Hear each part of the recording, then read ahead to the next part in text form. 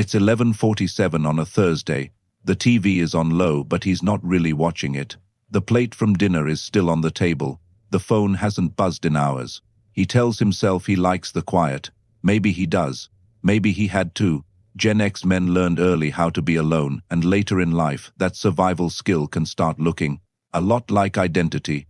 Tonight, I want to talk about where that strength comes from, and where it quietly turns into isolation. Because from the outside, this man looks completely fine. He pays his bills, keeps the house in order, goes to work or used to, and knows how to stay busy. He doesn't make a scene. He doesn't ask for much. And that's exactly why almost nobody notices when something deeper is happening underneath the surface. Here's the part people get wrong. This is not always sadness, not always loneliness, and definitely not weakness. Sometimes it's peace, real peace. The kind that comes after years of noise, pressure, disappointment, fake loyalty, broken routines, and relationships that took more than they ever gave back. At a certain point, a lot of mature Gen X men stop asking, "Who's with me?" and start asking, "Who disturbs my peace?" That shift matters more than people realize. Gen X men were raised in a world that taught them two things at the same time: handle it yourself and don't complain while doing it. They were the generation of empty houses, unsupervised afternoons, quiet dinners, and solving their own problems. Nobody sat them down and asked how they were feeling. Nobody really taught them the language of emotional honesty. Nobody warned them that independence, when practiced long enough, can slowly harden into emotional distance. So they got good at functioning, very good. And when you've been functioning alone since childhood, being alone at 50 doesn't feel strange. It feels normal, it feels efficient, it feels safe. But safe and fulfilled are not always the same thing. And that's where this gets real, because there are different roads that bring a man to this point. Some men never married, not because they hated commitment, not because they were bitter, but because life kept moving. Work came first, then responsibilities, then habits, then the years piled up faster than expected. They had relationships, maybe even serious ones, but somehow nothing ever became permanent. And the longer a man lives alone, the more his entire world starts shaping itself around one person, one schedule, one set of preferences, one rhythm, one person to consider. After enough time, peace becomes personalized. The coffee is exactly right. The chair stays where it belongs. The house remains the way he left it. Nobody interrupts his thinking. Nobody brings chaos into a life that took years to stabilize. And when that kind of order becomes normal, letting another person into it doesn't always feel like love. Sometimes it feels like disruption. That's the first truth many people miss. Some mature Gen X men are not avoiding people because they are broken. They are protecting a peace they had to build the hard way. But then there's another kind of man. The man who had the marriage, had the family rhythm, had someone in the next room, and then one day he didn't. Divorce changes more than relationship status. It changes the whole structure of life. The conversations get shorter, the social circle gets smaller, the house gets quieter, and silence feels different when it used to be shared. That kind of quiet is heavier because it carries memory with it. It's one thing to live alone when you built your life that way. It's another thing entirely to come home to silence after years of shared routines, shared noise, and shared presence. This is where many mature men say, "I'm good," even when good only means I'm surviving. And a Gen X man will often call it peace long before he admits it might also be pain. Why? Because many of these men don't have the language for the difference. They can explain work, sports, tools, money, engines, politics, and history with complete clarity. But ask them, "Are you lonely?" And suddenly the answer becomes a shrug, a joke, or a change of subject. Not because they don't feel it, but because they were never taught how to speak it. And when you can't name something, you usually learn to normalize it. So what does his average day actually look like? That matters, because the outside picture is often misleading. He wakes up early. The morning is structured. Coffee, news, work, errands, maybe a project in the garage or some deep dive into a random YouTube rabbit hole.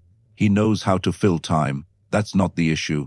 The issue is that a life can be full of activity and still become emotionally narrow. He may go an entire day without one meaningful conversation. Not a breakdown, not a dramatic scene, just no real exchange. No one asking what's really on his mind. No one noticing when his energy is off. No one there to reflect his own life back to him. At first, that doesn't feel dangerous. It just feels normal. Then the weeks start repeating. Then the months begin to look the same. And the real danger is not collapse. It's drift. Drift is dangerous because it doesn't feel dangerous while it's happening. You skip the gym one day, then 1 week. Meals get simpler, then careless. Sleep gets pushed back, then broken. You stop reaching out. You stop going out unless there's a reason. You tell yourself you're just tired. You tell yourself you prefer your own company. You tell yourself it's peace. And maybe some of it is. But sometimes what a man calls peace is really disconnection with better branding. That is the line nobody talks about enough. There is a difference between choosing solitude and slowly disappearing inside it. And mature Gen X men are especially vulnerable to that line because they've spent a lifetime being rewarded for self-containment. They know how to carry weight quietly. They know how to make do. They know how to need less. But needing less is not the same as needing nothing. That may be the most important truth in this entire conversation. Because most of these men still care deeply about connection. They still value loyalty. They still miss the kind of friendship where you can sit in silence and still feel understood. They still want something real. What they don't want is performance, drama, emotional chaos, or one-sided relationships that drain more than they give. So they don't choose peace over people because they stopped caring. They choose peace over people because too many people came with confusion, pressure, instability, and emotional cost. After enough years of that, peace stops feeling optional. It becomes non-negotiable. That's why some mature Gen X men get quieter with age. Not colder, not emptier, clearer.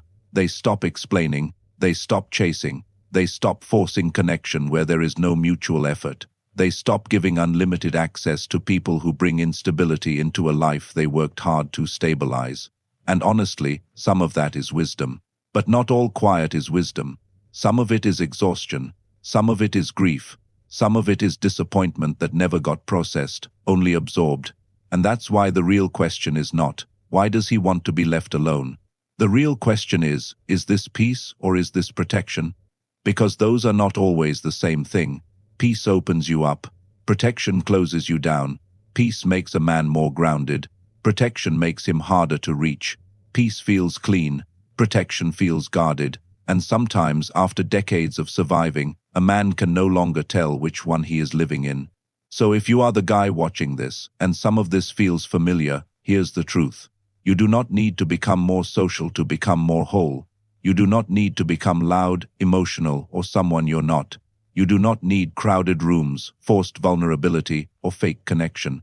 But you do need a few live wires, one real friend, one conversation that goes deeper than small talk, one place you go consistently, one habit that keeps you connected to something beyond your own walls.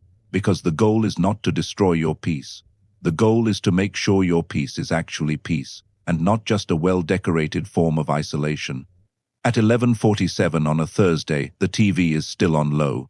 The plate is still on the table. The house is still quiet, and maybe that quiet is earned. Maybe it's healing. Maybe it really is the life he wants.